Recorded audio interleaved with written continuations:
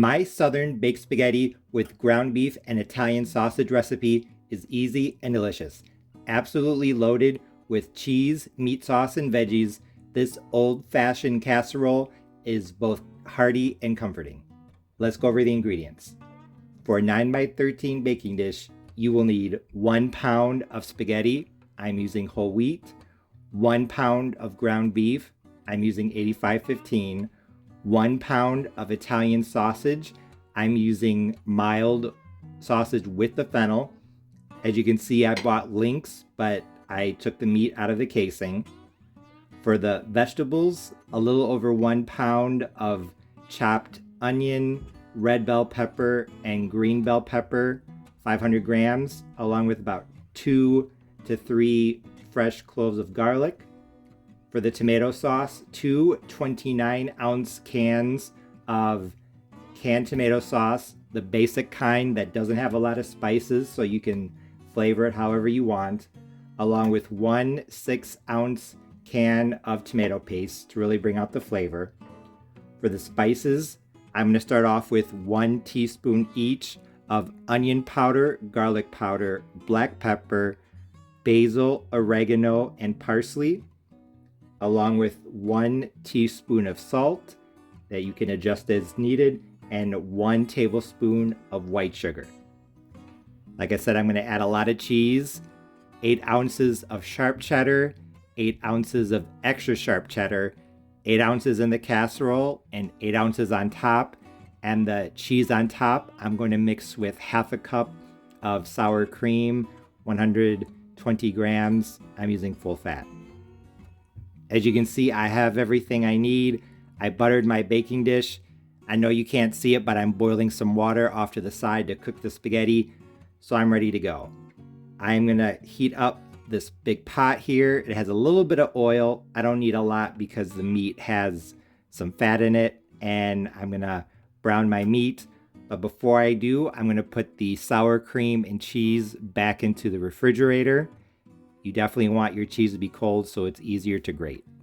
Now that my pot has warmed up, I'm gonna add my meat. So here goes the 1 pound of ground beef.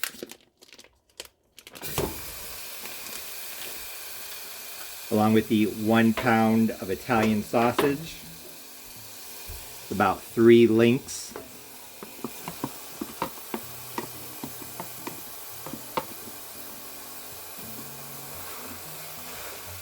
My pot is on medium-high heat, gas mark 4 out of 6, so I'm just going to keep cooking this and breaking it up as I go to get everything nice and minced, I guess is the right word.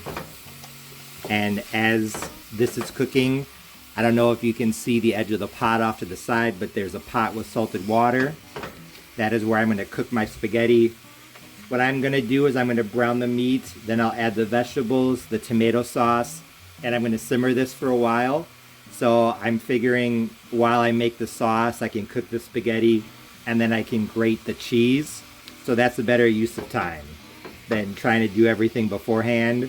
That's gonna cut down on the time for this recipe a lot. It's been maybe 10-15 minutes, and you can see there's a good amount of oil there. So I'm gonna drain some of this oil and then see if maybe I can just continue breaking it up a little bit more. As you can see, my meat is now done. It's been cooking on medium high for maybe 20 to 25 minutes. I'm gonna be honest, I kind of lost track of time, but it's starting to get that color, those flavorful bits on the bottom. That's what I want. Now I'm gonna add my vegetables. I'm going to stir them in and cook them until they get a little bit softer.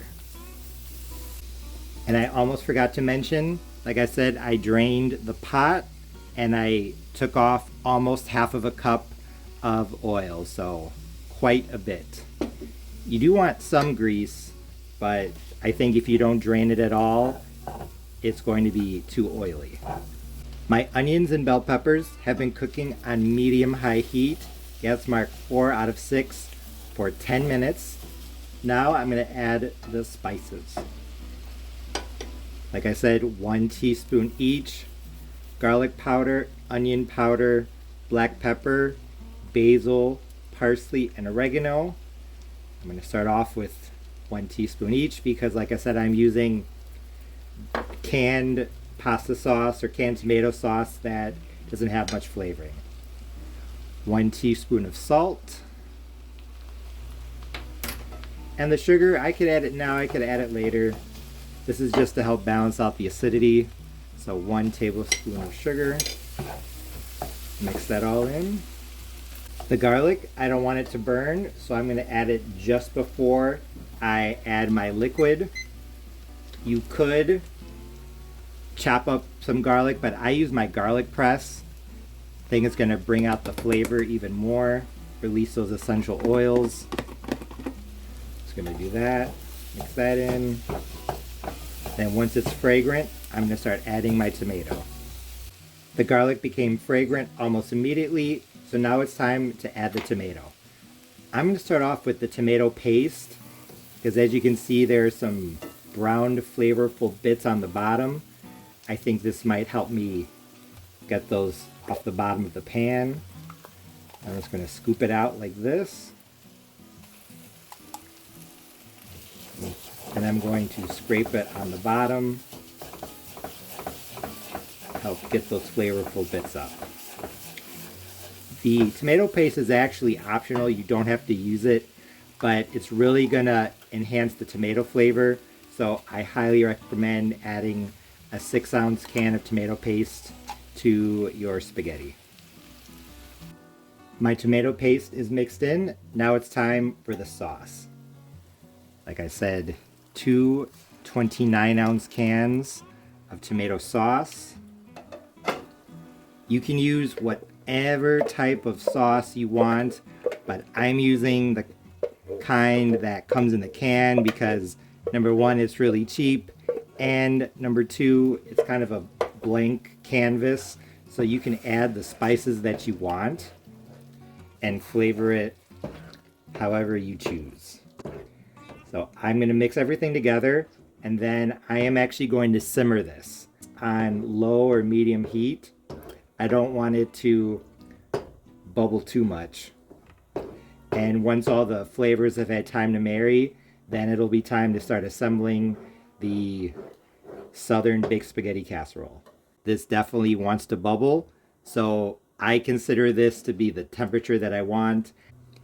And just be aware that tomato sauce on the stove tends to bubble up and splash. So if you do not keep stirring it, it's going to start splashing everywhere. So you might want to put a lid on this if you're not going to be stirring it constantly, or maybe turn it down to low. So I've noticed that medium heat or higher heat with tomato sauce, it almost always starts to bubble up and splash up if you don't stir it. So just keep that in mind. While my tomato sauce is cooking off to the side, I'm going to boil my pasta. Like I mentioned previously, I have some salted water here. It's really important to cook your pasta in salted water. I'm just going to take my spaghetti and cook it to the package directions. I like to cook my spaghetti, well, I use whole wheat spaghetti. I like to cook it on high heat for I think 10 to 12 minutes, something like that. I'll let you know for how long, but whatever type of spaghetti you're using, you don't want to overcook it because it is going to continue cooking as it bakes in the casserole. So just keep that in mind. I think it's more of an issue with white spaghetti made with white flour, but if you're using whole wheat spaghetti, I think it's a bit more forgiving. My meat sauce has been simmering on the stove top on medium heat, gas mark 3 out of 6 for 30 minutes. I tasted it and the flavors have definitely married and condensed, and as you can see, the volume has definitely reduced as well. I tasted it, like I said, it's good, but I'm going to add some more spices. I think that whenever you're making spaghetti sauce for the first time, it's best to be conservative with the seasoning at first, like I was. Add some in the beginning, let it cook, taste it, and then add more if you want. I'm going to add a bit more of every spice, including the salt and sugar, give it another taste, and then adjust even more if needed. So once I get this meat sauce seasoned exactly how I want it, I'll bring you back and I'll go over the exact amounts of everything that I used. My sauce has actually been simmering on medium heat for 45 minutes, longer than I anticipated, but honestly, I really like how it's turning out, so I'm just gonna go for a full hour. I arranged the spices over here off to the side in order of how much I added, just so that you can easily refer to this.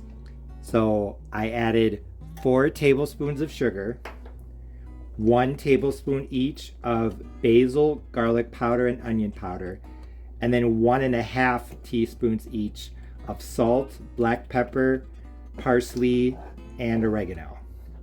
I tasted this and it is absolutely fantastic. It's a little bit sweet and it plays off the fennel and the Italian sausage very nicely, and the red bell pepper and the Vidalia onion adds some sweetness as well. Phenomenal. Like I said, I've been simmering this for a while, almost an hour. I'm just gonna go a full hour. So we'll say a minimum of 20 to 30 minutes, but if you really want good flavor, you'll simmer it for an hour, stirring constantly. I know that's a long time, but seriously, this flavor is phenomenal. It's worth it. Now that the sauce is done, the cheese is grated, and the spaghetti is cooked, it's time to start assembling the casserole. Here's my 9x13 baking dish. I buttered it. So I'm just gonna start off by ladling a little bit of sauce on the bottom, just so that it doesn't stick. I don't think this baked spaghetti casserole is gonna stick too much to the pan, so you don't have to worry about that. You could mix this all in a bowl and then put it into the baking dish, but honestly, I think that is just going to dirty something else to wash, so I'm just gonna mix it all in here. My cheese is grated. I only have 8 ounces grated so far, half of each block. So 4 ounces of sharp cheddar and 4 ounces of extra sharp. The rest I'll put on top.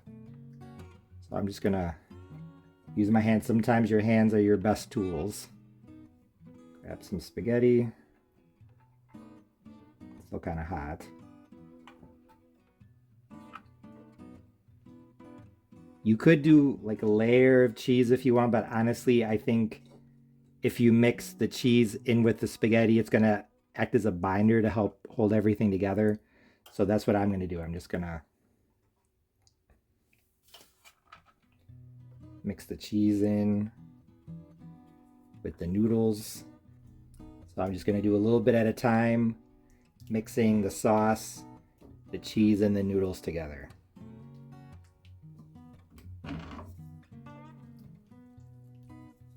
Now I'm just going to keep adding onto this first layer, doing a little bit at a time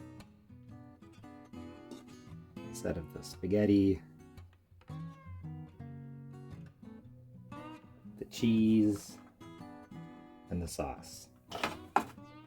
If you don't want to use cheddar, you could use mozzarella or whatever you want, but since this is a southern style baked spaghetti, I think cheddar is a very classic southern cheese, so that's why I'm using it.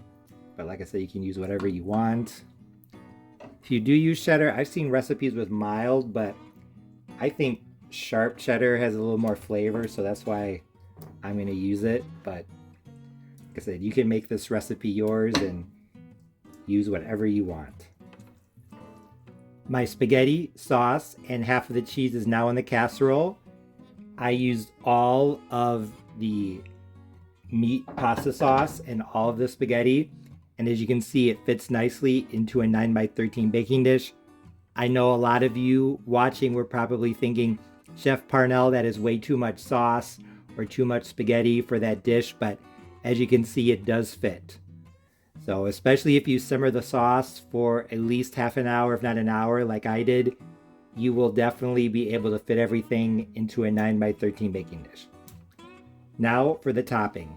Off camera, I grated the last 8 ounces of cheese. Like I said, 8 ounces in the casserole, 8 ounces on top, mixed with half of a cup of full fat sour cream.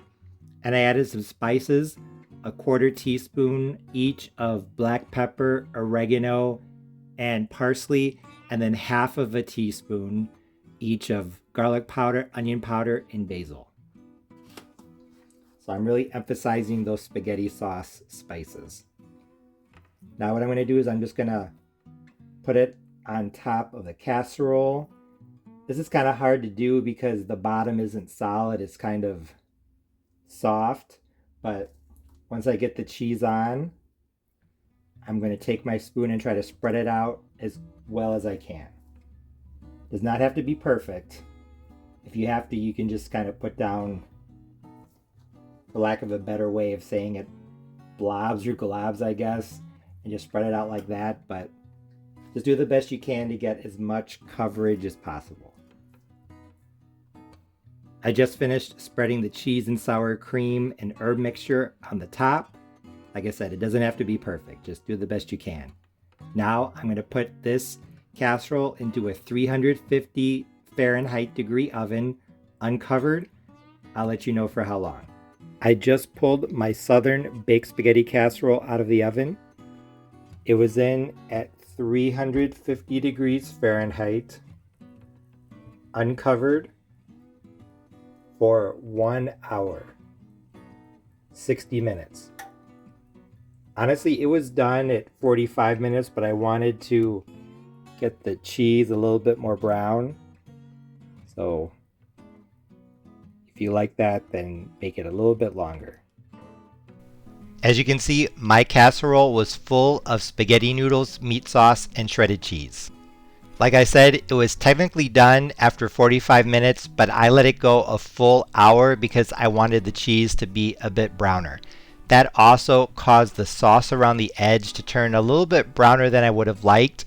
I thought maybe it was burned, but it didn't smell burned, and when I tasted it, it didn't taste burned, so I think maybe it just got a little more cooked. Although there was a small detail I was kind of concerned about, I let this cool down for about 30 minutes. It looked fantastic and it smelled just as good, so I couldn't wait any longer. And when I cut the first slice and I took the first bite, I knew that my old-fashioned baked spaghetti with ground beef and Italian sausage casserole was a big success because it was absolutely delicious. First, let's talk about the sauce. It was slightly sweet with an herbal background, the fennel and the Italian sausage pairing perfectly with the sweetness in the tomato to make this sauce absolutely unforgettable. The basil, onion, and garlic, especially the basil, were key spices in the flavor profile as well, but like I said, the combination of the sweetness in the tomato sauce and the pepperiness from the fennel seeds in the Italian sausage is what really made this fantastic. Speaking of the sauce, the tomato flavor was strong due to not only reducing the sauce for an hour, but also adding the tomato paste. Although the tomato paste isn't an absolutely necessary ingredient, I highly recommend it because it adds a depth of tomato flavor that you don't get from just using normal sauce. I know I just mentioned simmering the sauce, and even though I watched a lot of other recipes of baked spaghetti casseroles, and I didn't get the impression that most people simmer or reduce the sauce for a long time before adding it to the casserole, I would highly recommend doing so because I tasted the sauce as it cooked down, and I felt like the flavors deepened and intensified over time, and I think that along with having the combination of sweetness and fennel seeds and other spices, simmering it down for a long time is another thing that really made the sauce unforgettably good. And now that you're seeing a close-up of a slice of the casserole, you can see the cheddar on top. The cheddar flavor really wasn't that perceptible inside of the casserole, but I'm sure that adding some cheese helped to hold everything together even without an egg. However, that cheddar and sour cream topping on top was very nice. The extra tanginess helped to emphasize and bring out the other flavors, so I definitely would not skip that.